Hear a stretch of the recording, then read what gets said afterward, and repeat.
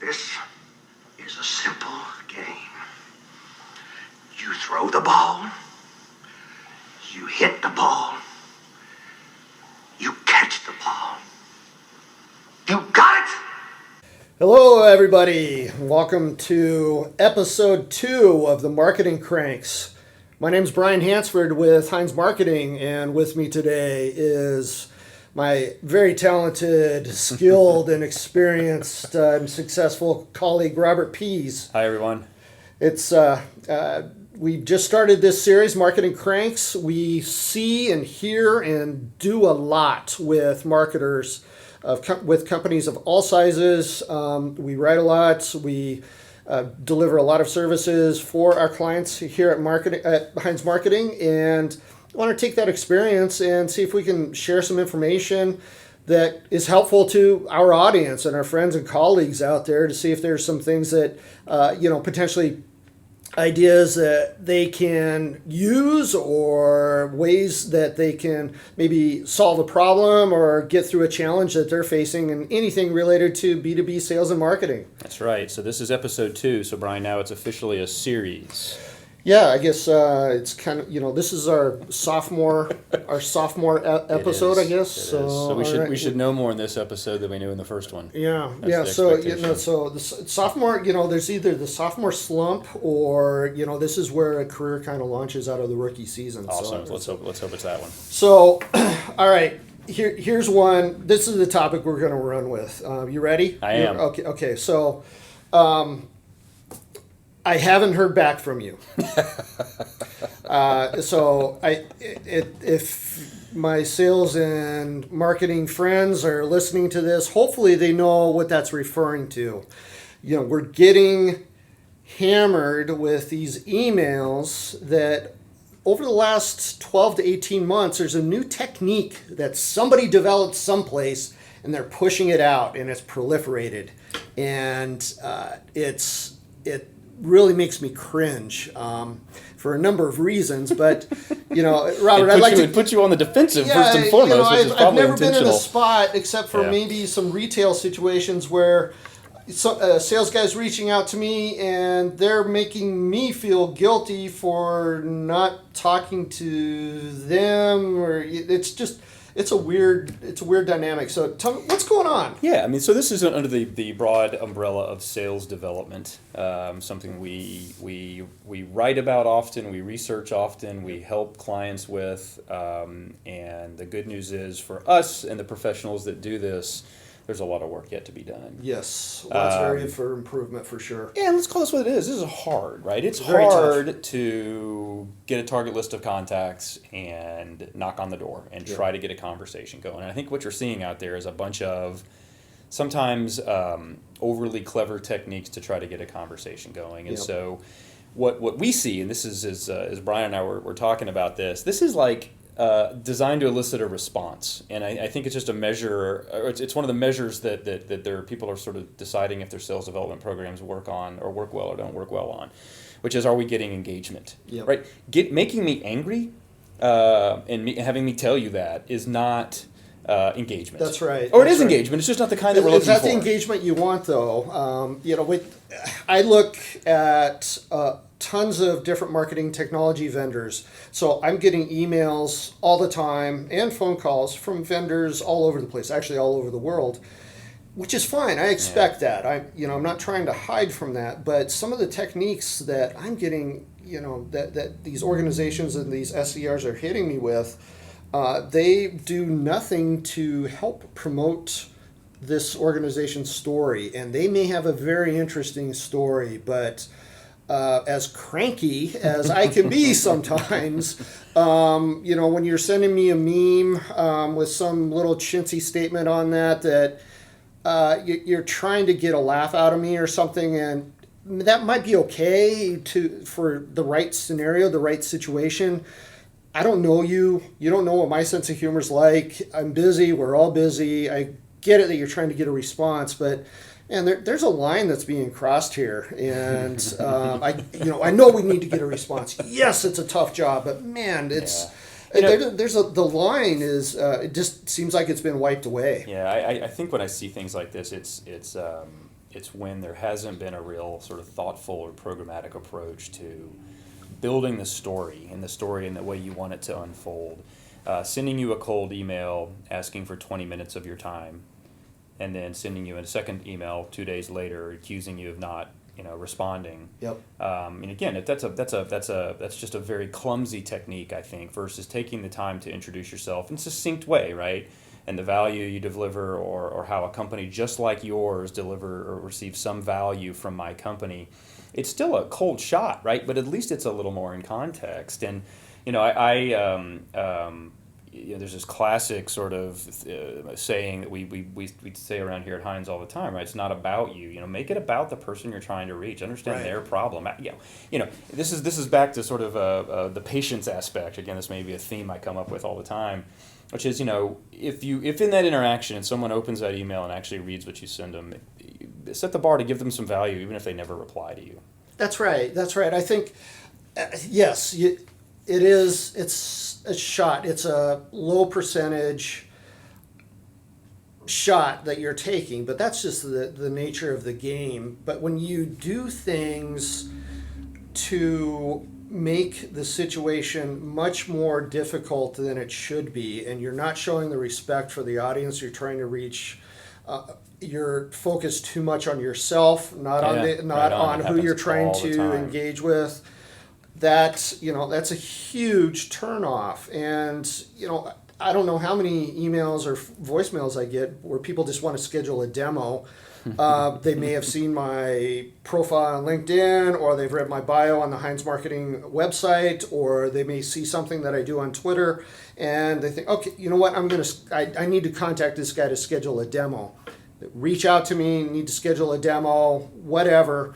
I have no context for what's going on. It's just about getting the time on my calendar.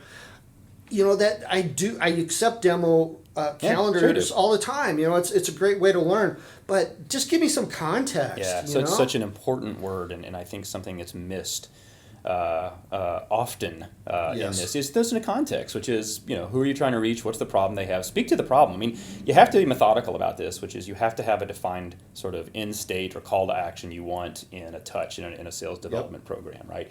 That may just be, hey, touch one's going to be, I'm going to introduce you to who I'm all about. I'm going to point you to a customer success page that you may or may not click through to, but at least I'm saying, don't believe me, believe what my customers have to say about me. You can certainly call to action to schedule time, right, with the assumption that if you've contextually researched someone in the right way and they have a role and they have a problem and you're the best solution for it, that you're going to get them to the promised land, then it's okay to be direct in the call to action. It's just, can I show you how we do this? Yes. Yeah. Right? But that's a starting point, right? Absolutely. And so I think there is a balance between the two. I have, as Brian had said, we see a lot of this stuff here at Heinz in terms of sales development process, and I think it's a tough position to have if you're a sales development rep out there. We love you, we respect you, we want you to be successful, and just sort of measuring you based on the number of emails you send or the number of responses you get, all of which can be measured by one of 1,000 other different marketing technology platforms out there. I think those are sort of red herring type of metrics, right? It's much more about engaged conversations, right? It's about have I been able to actually bring someone into the fold or bring someone into the conversation? And so can you do that when you're making 80 phone calls a day, or the goal is to make 80 phone calls a day and it's a churn and burn mentality? I agree, and I think that sales development is a core competency that every company needs to master. But I believe it also has to be aligned with your target market and how people buy. That's right. If you're just blasting emails with some little witty statements and maybe some voicemail scripts that maybe a little less than unprofessional, whatever. If that's your technique, but you're not engaging the audience the right way, then you should probably rethink how you're doing or how your team is engaging. Yeah, it's like, again, I go back to setting people up for success. These programs can run very effectively, right, and can actually produce results. But I have a memory of I got a cold call into my cell phone, so my number's out there somewhere. And it was right. That's the beginning of the end. And it was a script, so it was completely out of context. It was horrible. and I had screened the call because I didn't recognize the number, and that's Yep. the way it works sometimes. About 30 seconds later, the same number called back and read the same exact script again. Oh man. So Oh. all I could envision was that this was somebody had a spreadsheet up, or they had their CRM system and they were going record to record, and they just Yeah. didn't forward to the next record, and it was so mindless that there was no context to the fact that this person called me twice within a 30-second period. Yeah. And so I look at things like that, and that's what I think is in dire need of improvement. Absolutely. I think there's too much emphasis placed on the transactional element of some of these programs. Like you mentioned, how many emails have you sent out? How many phone attempts have you made? Versus, maybe the appointments that you've scheduled, or that could be thrown on top of there. The quality of the engagements, the quality of the follow through, the quality of the next steps. I think that's really hard to measure that. But I think, if there's maybe a lot of these programs are just way too short-sighted. They need to get leads coming in. We have marketing generating these leads, so we have to follow up here. Then we have this cold list that we got from this trade show, and we need to smile and dial. Yeah, no doubt. It's no tough. Doubt. So, And I think as a tip or a best practice, because our goal here is to add some value in addition to just run our mouths. Yeah, I mean, if you have someone who's doing prospecting in your organization, a sales development rep or your account execs do this or whatever, like, go see what they're sending out. yeah. And not because you're trying to necessarily, get all into their business, but I mean, that's essentially the first impression that you're making on a potential prospect. And it's not that anybody's intentionally doing anything bad. It's just you're not setting people up for success. And, or call us and we'll come do this. We do it all the time, right? You just look at all the touch points that you have and the core message that you're sending out, and how you're trying to unfold or build the case with someone who's never heard of you before, that you want them to at least give you the time of day to possibly be interested in these highly compressed sales development processes, right? The 10 touches in 10 minutes, or the 50 touches in 5 days, and then send the breakup email. I may offend a lot of people out there when I say this. I think that is absurd. It's not the right. Just because you're not ready to do business with me on your schedule, right, doesn't mean that I shouldn't map my internal schedule to you. It's okay. Like, have process and know where someone needs to fit, but I can't tell you the number of companies you get into where people have been through the sales process or the prospecting process, nobody responded, and then they just go into this backwater database somewhere and maybe get the newsletter. Right. So anyway, obviously Brian and I are opinionated on this, and again, there's two sides to this, right? I think this is hard to do, right? It's a very hard job. I remember probably the most challenging job that I had was very early in my career when I was an inside sales rep. That's how I broke into B2B marketing and sales, and I was responsible for, or I had a territory that I was responsible for generating leads for a supply chain management solution. Awesome. That's so sexy. Cold calling CIOs and VPs of distribution and CFOs to try and set appointments or get in the door to sell a hugely strategic solution. When I'm a 24-year-old kid that doesn't know what I'm doing, I'm just smiling and dialing. It's tough. It's a great way to learn, but man, it's tough. And I think setting up for success, you said that, and I think that's really important. Don't just hire a bunch of kids, give them access to the database and maybe a little bit of scripting.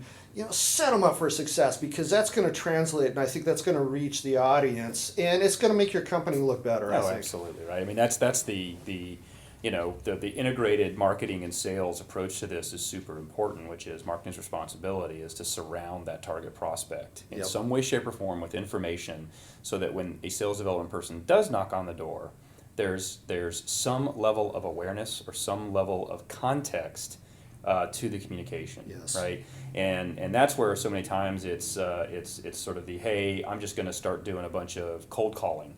Man, cold calling sucks. It is hard. It's hard. Especially when you're the first touch. Yep.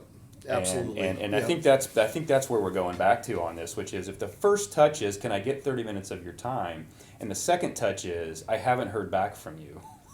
Like, what kind of impression is left with someone who you're trying to encourage to become your customer? Versus, being a little more methodical about it and thinking about how do I reach this person either by the content they consume or the people that influence them, right? Or the publications they may read. I mean, spend the time and write a thought leadership about the way your supply chain software, right, actually delivers, increases revenue and reduces costs, and go get it stuck into manufacturing business technology or whatever the domain publication is, and then hand that to your sales development rep to send as part of that initial outreach. Because then you have some context that you're sharing with the audience that they can relate to and appreciate so much more than laying on the guilt trip for not taking the demo call. Right. So, and again, do you really feel guilty? Like, I don't want to know. Email me, robert@hindsmarketing.com, if you have ever received an email from a salesperson that is giving you a guilt trip, that it encouraged you to not only call them back, but to do business with them. I want to know. That's my challenge. I still haven't heard from you. We've never talked before, but I've never heard from you. I mean, come on. No doubt. Well, hey everyone, we will not let this topic of sales development go. It'll be one that we talk to often in the Marketing Cranks It'll podcast. come back. It will. And we, I believe sales development, again, it's a hard job, but it's a strategic job. Every company needs to develop a core competency in it. Yes. It is the true tip of the spear into the marketplace. It's strategic and treat it that way, Absolutely. It should be constantly tuned and evaluated. Well, great. So that will wrap up this episode number 2 of the Marketing Cranks podcast. Yes, episode 2. So as always, we'd love to hear from anybody, on this topic. I get a lot of email on this from friends and colleagues. I have a lot of conversations. If there's any situations that you're dealing with your SDR team, or working with, sales and marketing alignment and starting with your SDR team on lead follow-up, if you have some success stories, what works for you? For sure.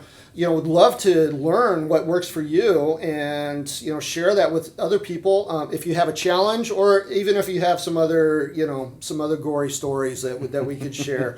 And we're trying to be nice, but listen, there's some ways that I think people can improve upon that. But anyway, send us your input, ideas, stories, anecdotes, anything. We'd love to hear that. You can reach me at brian@hindsmarketing.com. And that's Brian with an I, please. BRIAN @hindsmarketing.com. And Robert, he said earlier, his email is robert@hindsmarketing.com. And I've really enjoyed talking with you and can't wait until we have the next episode out. Right on. Until next time, everyone. Thank you.